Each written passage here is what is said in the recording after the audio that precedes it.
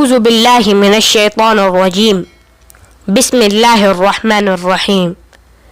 مصلح الدین شیخ سعدی آج سے تقریباً 800 برس پہلے ایران کے شہر شیراز میں پیدا ہوئے۔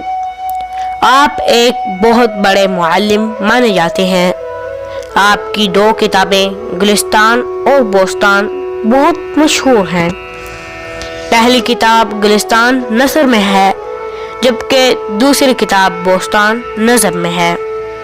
آپ نے 100 برس کی عمر میں شیراز ایران میں انتقال فرمایا۔ السلام علیکم ورحمۃ اللہ وبرکاتہ۔ دوستو، آج ہم جانیں گے فارسی زبان کے مشہور شاعر اور ادیب شیخ سعدی شیرازی کی معلومات۔ تو آئیں سنتے ہیں۔ شخصیت معلومات۔ آپ کی پیدائش سنہ 1210 ایران کے شہر شیراز میں ہوئی۔ وفات 1962 عیسوی میں عمر 99 سال شیراز میں ہوئی۔ فرقہ اہل سنت، فقہائے مسلک شافعی، مادر علمی مدرسہ نظامیہ بغداد، پیشہ شاعر اور مصنف، مادری زبان فارسی، پیشہ وارانہ زبان فارسی عربی، شعبہ عمل فلسفہ ادب شاعری، کارہائے نمایاں گلستان سعدی بوستان سعدی۔ اب آتے ہیں سوانح حیات۔ 1210 عیسوی میں ایران کے شہر شیراز میں پیدا ہوئے۔ آپ کے والد کی وفات آپ کے بچپن میں ہی ہو گئی تھی۔ اپنی جوانی میں سعدی نے غربت اور سخت مشکلات کا سامنا کیا اور بہتر تعلیم کے لیے اپنے آبائی شہر کو خیرآباد کہا اور بغداد تشریف لے آئے۔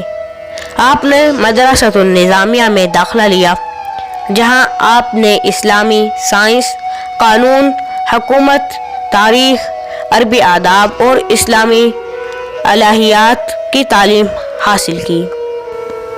شیخ سعدی نے جامعہ نظامیہ سے فارغ تحصیل ہونے کے بعد متعدد ملکوں کی سیاحت کی۔ وہ شام، مصر، عراق، اناطولیہ بھی گئے، جہاں بڑے شہروں کی زیارت کی، گاہکوں سے بھرپور پر رونق بازار دیکھے، اعلیٰ درجے کے فنون لطیفہ کے نمونے سے محفوظ ہوئے اور وہاں کے علماء فن کاروں سے ملاقاتیں کی۔ آخر کار وہ جہادی صوفیوں کے ایک گروہ میں شامل ہو گئے جو صلیبی جنگوں میں شریک تھا۔ ان کے ساتھ مل کر انہوں نے جنگیں لڑیں۔ ایک ایسی ہی جنگ میں وہ جنگی قیدی بنے اور 7 سال ایسی کیفیت میں گزارے۔ ایک غلام کی حیثیت سے وہ خندقیں کھودنے کا کام پر متعین رہے۔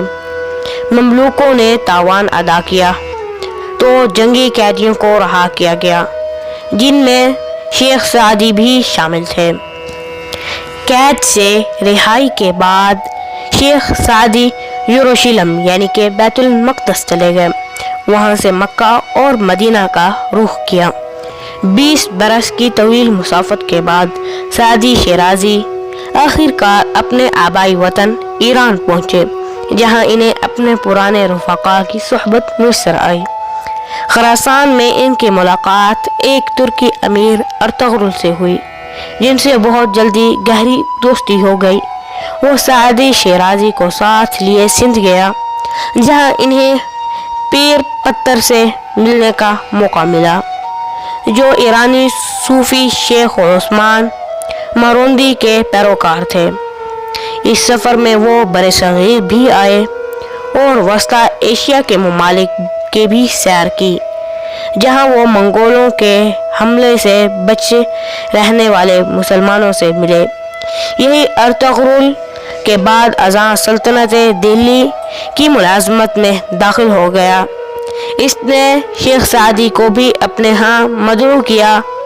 شیخ سعدی جو ثقافتوں کی رنگا رنگی کے شائق تھے، اس کی دعوت پر لبیک کہتے ہوئے چل پڑے اور دلی اور گجرات میں جا کر رہے۔ اس دور میں انہیں سومناتھ کے تاریخی مندر کی سیر کا بھی موقع ملا۔ دوستو، آج کے لیے صرف اتنا ہی۔ مجھے امید ہے کہ آج کی یہ میری ویڈیو آپ سب دوستوں کو پسند آئی ہوگی۔ اگر آپ کو میری آج کی یہ چھوٹی سی معلومات پسند آئی ہے تو پلیز میری اس ویڈیو کو لائک، شیئر، کمنٹ ضرور کریں۔ ملتے ہیں ایک نیکسٹ ویڈیو میں۔ آپ کا دوست عماد علی۔ السلام علیکم ورحمۃ اللہ وبرکاتہ۔